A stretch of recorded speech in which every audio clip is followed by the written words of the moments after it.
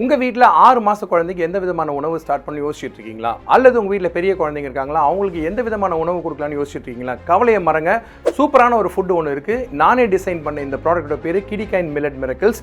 இதில் 3 விஷயம் தான் ரொம்ப சூப்பராக ஃபோக்கஸ் பண்ணியிருக்கோம். ஒன்று growth, இன்னொன்று இம்யூனிட்டி அண்ட் டெவலப்மெண்ட். ட்ரை பண்ணி பார்த்துட்டு எப்படி இருக்குன்னு சொல்லுங்கள். சூப்பராக இருக்கும். தேங்க்யூ.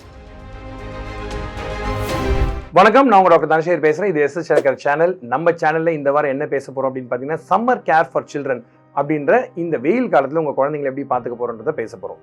மொதல் விஷயம் என்னன்னு கேட்டிங்கன்னா, எல்லாரும் கேட்குற ஒரே கேள்வி, குழந்தைங்களுக்கு ஏசி போடலாமா அப்படின்னு. தயவுசெய்து வெயில் இந்த டைமில் 38-40 டிகிரி இருக்கிற டைமில் இந்த மாதிரி ஒரு கேள்வி கேட்குறதே ஒரு விதண்டாவாதம் தான். தயவுசெய்து ஏசி இருந்தால் பயன்படுத்துங்க, தப்பே கிடையாது. ஏன் அப்படின்னு பார்த்தீங்கன்னா, உங்களுக்கு வாட்டர் லாஸ்ன்னு சொல்லக்கூடிய நீர் இழப்பு உடம்புல மேக்சிமம் நடக்க போகிறதே உங்களுடைய தோல் வழியாக தான்.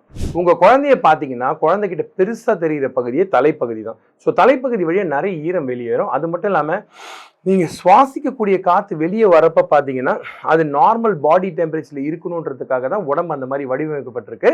ஸோ அதனால் நீங்கள் சுவாசிக்கக்கூடிய காற்று உஷ்ணத்தை கிரகிச்சு நார்மல் டெம்பரேச்சர் மாற்றுறதுக்கும் நீர் தேவைப்படுது.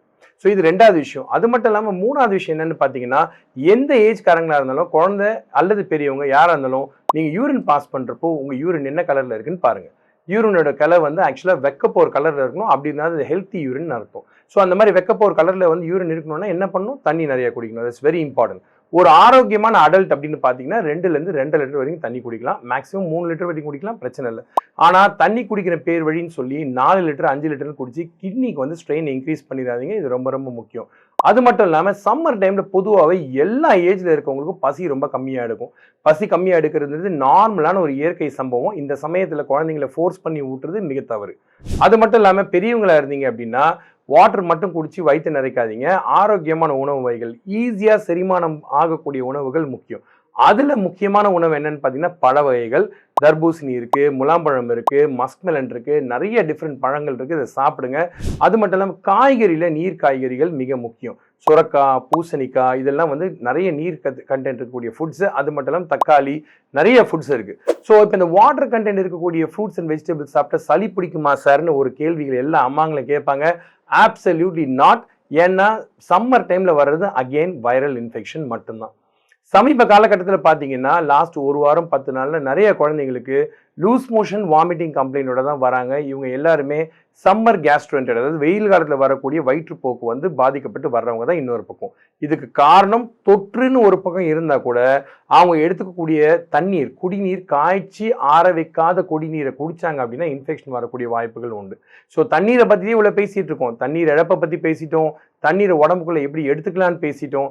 3வது விஷயம், இந்த நீர் இழப்பை எப்படி தடுக்கலான்னு பார்த்தீங்கன்னா, இந்த மாதிரி குழந்தைங்களுக்கு ஒரு நாளைக்கு ஒரு தடவை மட்டும் ஒரு அகண்ட வாய் ஸ்டீல் பாத்திரம் எடுத்துக்கிட்டு அதில் அழகாக தண்ணியை காய்ச்சி ஆற வச்சுட்டிங்கன்னா அந்த தண்ணியை ஒரு நாள் ஃபுல்லாக பயன்படுத்தலாம்.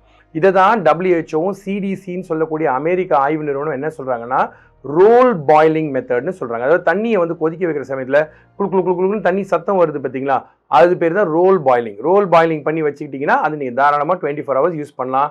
அது பாப்பாக்கு நீங்கள் பால் கொடுக்கறதுக்கும் பயன்படுத்தலாம், பவுடர் பால் கொடுத்தா பயன்படுத்தலாம், சோறு கொடுக்க யூஸ் பண்ணலாம், கஞ்சி பண்ண யூஸ் பண்ணலாம். எல்லாத்துக்கும் அந்த ஒரு தண்ணீரே போதும்.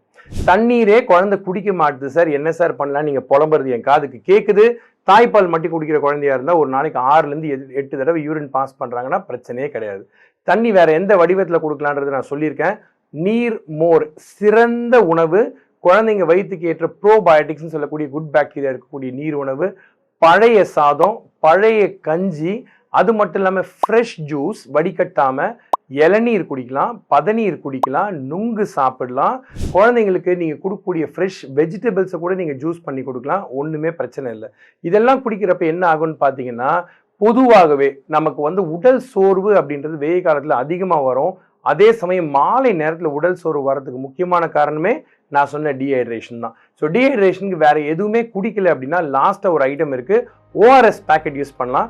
இன்றைக்கி பார்த்தீங்கன்னா நிறைய பேர் சோஷியல் மீடியாவில் இந்த மாதிரி இருக்கக்கூடிய டாக்டர்ஸ் எல்லாருமே ORS-L அப்படின்ற ஒரு லிக்விடை பற்றி பேசிகிட்டு இருக்காங்க. டெட்ரா பேக்கில் வரக்கூடிய ORSல பயன்படுத்த வேண்டாம். நார்மல் ORS பேக்கெட்டில் இருக்குது. குட்டி பேக்கெட் 200 ml காய்ச்சி ஆற வச்ச தண்ணியில் கலந்து குழந்தைங்களும் சரி பெரியவங்களும் சரி அடிக்கடி குடிச்சிங்கன்னா டீஹைட்ரேஷன் வராது.